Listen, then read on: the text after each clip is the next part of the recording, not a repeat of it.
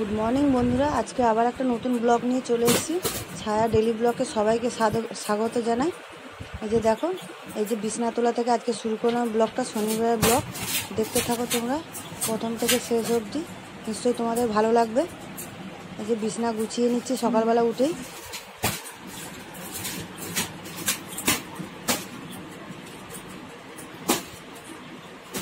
মেয়ে উঠে গেছে, তোমাদের দাদাভাইও উঠে বাজারের দিকে চলে গেছে। এই যে ছেলে তো এখনও ঘুম থেকে ওঠেনি, আমরা এই যে উঠে পড়েছি। আমাদের ঘরটা এই যে বিছনা ঝেড়ে আর এই যে বাসি ঘরের কাজগুলো আগে সেরে নিচ্ছি। এই যে ঘরটারগুলো ঝাঁট দিয়ে নিচ্ছি।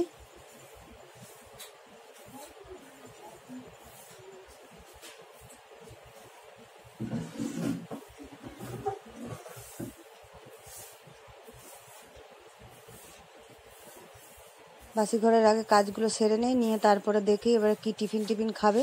তোমাদের দাদাভাই বাজারে গেছে, দেখি কি বাজার টাজার আনবে না কি করে দেখি।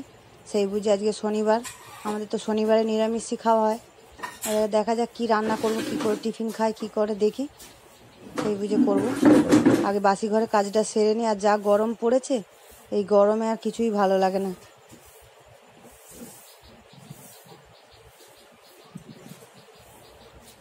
ওই জন্য ভাবলাম সকাল সকাল আগে বাসি ঘরে কাজটা করে নিই, তারপরে দেখছি কি করা যায়।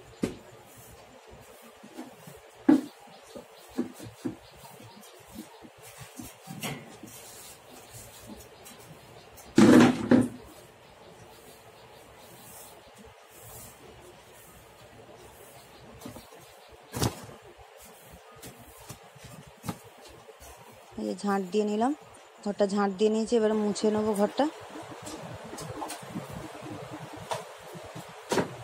এই যে ছেলের ঘরও মুছে নিচ্ছি, কারণ ছেলে এখনও ওঠেনি, ওর বিছনা তোলা হয়নি। আমি এদিকে ঘরটা মুছে নিচ্ছি।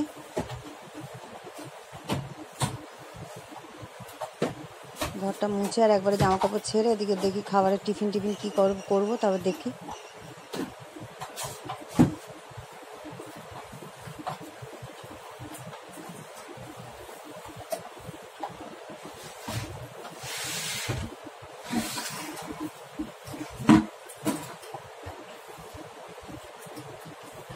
খাটের তলাটা পরিষ্কার করে ঝাঁট দেওয়া, মুছে না মুছলে নোংরা জমে থাকে। ওই জন্য খাটের তলার জিনিসগুলো সরিয়ে সরিয়ে ঝাঁট দিয়ে মুছে নিই।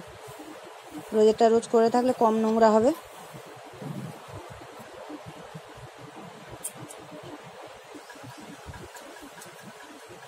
একটা ঘর মোছা হয়ে গেছে, এদিকে আরেকটা ঘর মুছে এই যে বারান্দাটা মুছে নিচ্ছি।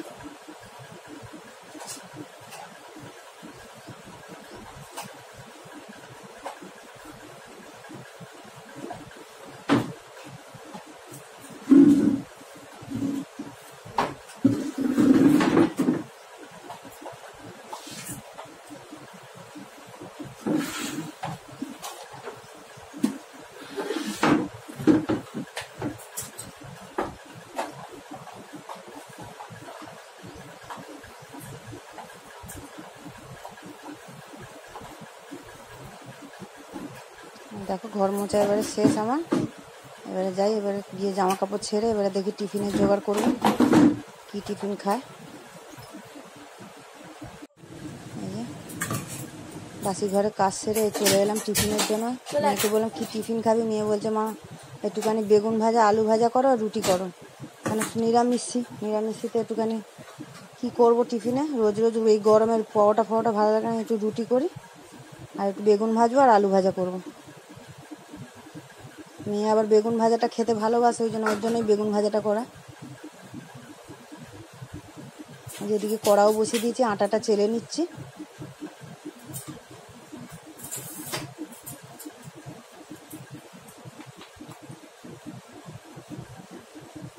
তেল দিয়ে দিচ্ছি কড়াতে।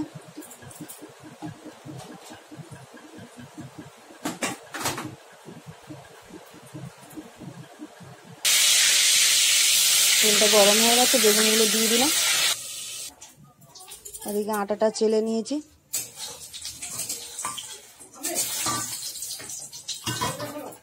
বেগুন ভাজাটা হয়েও গেছে, তুলে নিচ্ছি বেগুনটা। এই একটা লঙ্কা ফোড়ন দিয়ে, কেন পেঁয়াজ তো দিতে পারবো না, একটা লঙ্কা ফোড়ন দিয়ে আর আলু ভাজাটা করবো। এই যে একটা শুকনো লঙ্কা ফোড়ন দিয়ে দিয়েছি, দিয়ে আর আলু ভাজাটা চাপিয়ে দিলাম।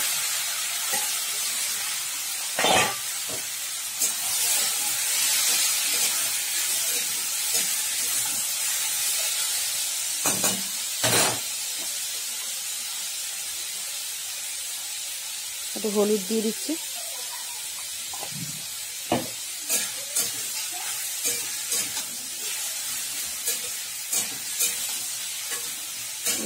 নাড়িয়ে চাড়িয়ে নিয়ে এবারে চাপা দিয়ে দেবো। এটা হতে থাকুক। ওদিকে আমি এই যে একটু ডেচকিতে গরম জল করে নিয়েছি, উষ্ণ গরম জল করে নিয়েছি। আটাটা মাখবো। আটাটা একটু গরম জল দিয়ে মাখলে একটু রুটিটা নরম হয় খেতে, ওই জন্য একটু উষ্ণ গরম জল দিয়ে একটুখানি মেখে নেবো আটাটা।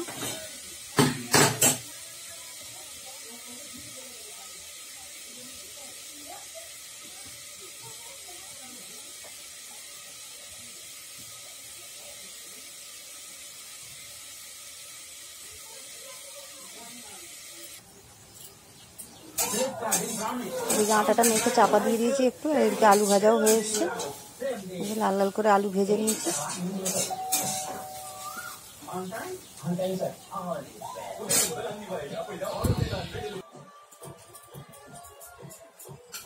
এবারে রুটিটা করে নেবো। মেয়ের খিদে পেয়ে গেছে, এদিকে চেল্লাচ্ছে, মা খেতে দাও খেতে দাও। এই যে মেয়েকে আগে দুটো রুটি করে আগে ওকে দিয়ে দিই। তোমাদের দাদাভাই কাজে গেছে, এখনো আসেনি, এলে টিফিন খাবে। আগে মেয়ের জন্য বানিয়ে দিয়ে দিচ্ছি।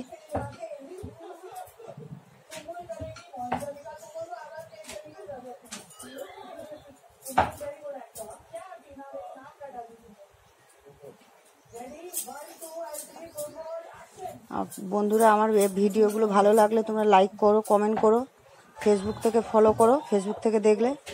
আর যারা নতুন দেখছো এর থেকে ইউটিউব থেকে, তারা আমার চ্যানেলটা সাবস্ক্রাইব করো।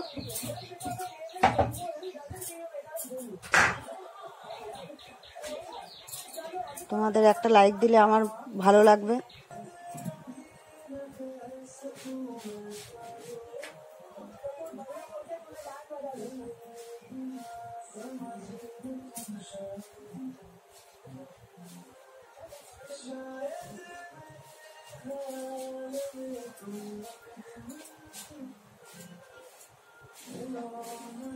আমি কিন্তু রুটি কিন্তু জালিতে সেকি না, কেন জালিতে সেকলে না ভালো হয় না রুটি। আমি এই কাপড় দিয়ে দিয়ে চেপে চেপে করি, কেন আমি জালিতে একসাথে অনেক কটা রুটি করে জালি দিয়ে সেঁকলে কেন রুটিগুলো কিরম হয়ে যায়। ওই জন্য আমি কাপড় একটা একটা করে রুটি আমি জালি দিয়ে কাপড় দিয়ে সেঁকে নিই। এই যে রুটিটা আগে করে নিয়েছি, নিয়ে মেয়েকে খেতে দিয়ে দিচ্ছি। ওর খিদে পেয়ে গেছে।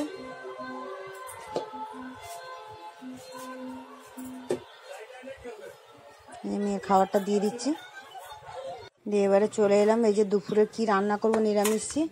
এই দেখো, এই যে পটল কেটে নিয়েছি, একটু পটল ভাজবো। গোটা গোটা পটল একটু ধারে ধারে একটু চেলা করে দিয়েছি, ছোট ছোট করে পটল ভাজবো। এখানে আছে যা পেঁপে দিয়ে, টমেটো দিয়ে মুগের ডাল করব, গাজর বিট ভাজবো। আর এখানে ঢ্যাঁড়স কেটে নিয়েছি লম্বা লম্বা করে, ঢ্যাঁড়সের ঝাল করব। হ্যাঁ, দেখতে থাকো তোমরা রেসিপিগুলো, ভিডিওটাও দেখতে থাকো প্রথম থেকে শেষ অবধি। এই যে পটলে নুন হলুদ মাখিয়ে নিচ্ছি।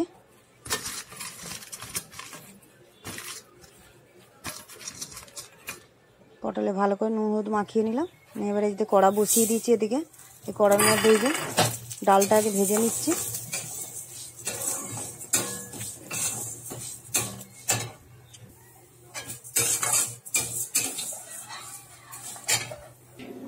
ডালটা যে লাল করে ভেজে নিয়েছি, নিয়ে ধুয়ে আর এই প্রেসারে দিয়ে দিয়েছি। পেঁপে দিয়ে দিয়েছি, দুটো লঙ্কা দিয়েছি, টমেটো দিয়ে দিলাম, আর নুন হলুদ দিয়ে এখন প্রেসারে বসিয়ে দিয়েছি। আর এদিকে কড়াতে তেল দিয়ে দিয়েছি, তেলও গরম হয়ে গেছে।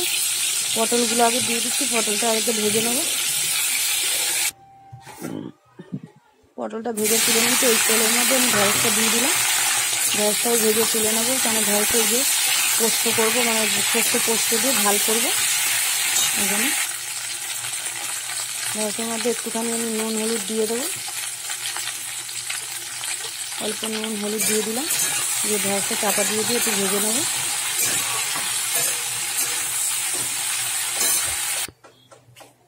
ঢ্যাঁড়সটা ভেজে তুলে নিয়েছি, ওর মধ্যে একটু কালো জিরে ফোড়ন দিয়ে দিচ্ছি। এই যে সর্ষে পোস্ত বাটবো, এটা দিয়ে দিলাম।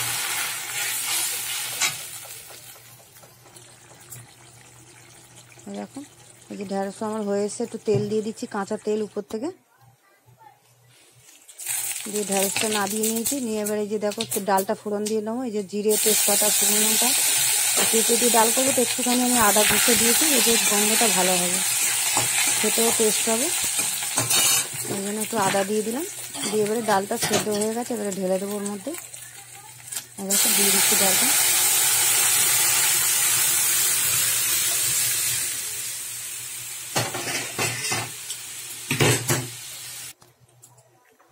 ডালটা হয়ে গেছে, এর মধ্যে এবারে আমি বিটটা ভেজে নেবো। একটু কালো জিরে কাঁচা লঙ্কা ফোড়ন দিয়ে দিচ্ছি, দিয়ে যে বিটটা দিয়ে দিচ্ছি।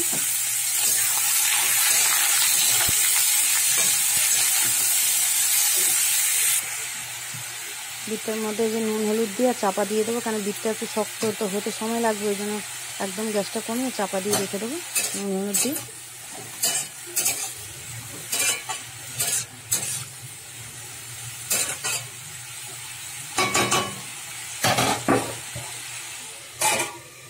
চাপা দিয়ে দিলাম।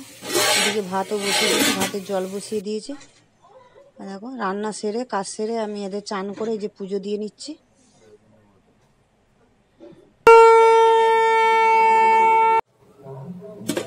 পুজো হয়ে গেছে, এবার খেতে দেবো।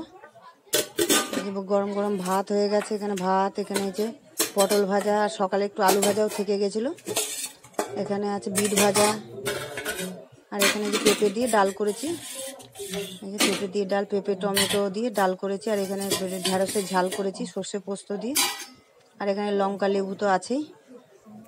চলো এবার খেতে দিয়ে দিই ছেলেকে, তোমাদের দাদাভাইকে, সবাইকে খেতে দেবে। আমার ব্লগটা দেখতে থাকো।